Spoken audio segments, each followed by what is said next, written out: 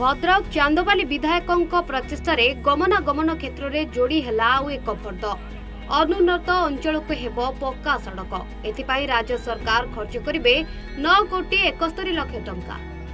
यह अनुदान अर्थरे चांदबाली ब्लॉक बांछानिधिपुर ठारू शैलेन्द्रपल्ली एवं राजबंध ठारू अनुग्रहपुर पर्यंत दुईटी रास्ता ओडिशा सरकार ग्राम्य उन्नयन विभाग अधीन निर्माण हेब।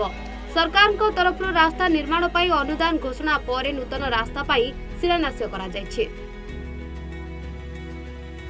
स्थानीय विधायक बेमुकेश राय यह कार्यक्रम में जोगदे भित्ति प्रस्तर स्थापन कर दुईटी रास्ता निर्माण होगा फल हजार हजार लोक उपकृत हेबे। एथिपाई मुख्यमंत्री नवीन पट्टनायक को कृतज्ञता जणाइछन्ति विधायक तथा अंचलवासी।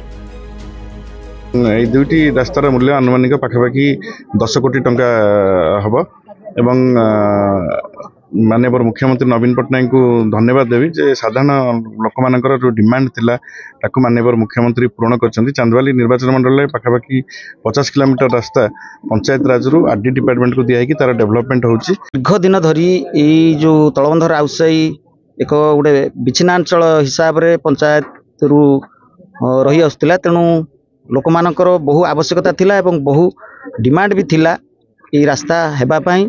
जाहाउ आमे पंचायत इलेक्शन पूर्वर आम कमिटमेंट भी करूँ जे आम पूरा सप्राण चेष्टा करूँ जे रास्ता आम आरंभ करने जहाँ माननीय मुख्यमंत्री कृपारू आम विधायक चांदबाली दयारू आम ये रास्ता वर्तमान आज शुभ दिखाई।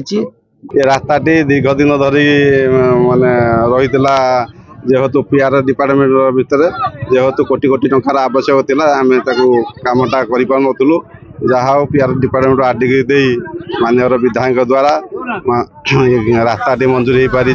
प्राय 50 किलोमीटर व्याप्त यह रास्ता निर्माण पर दीर्घ वर्षर दाबी हो आसुला। रास्ता अभाव मुख्यतः वर्षा दिन में लोके बहु समस्या भोगुले और अनेक समय बाह्य अंचल विच्छिन्न हो रही।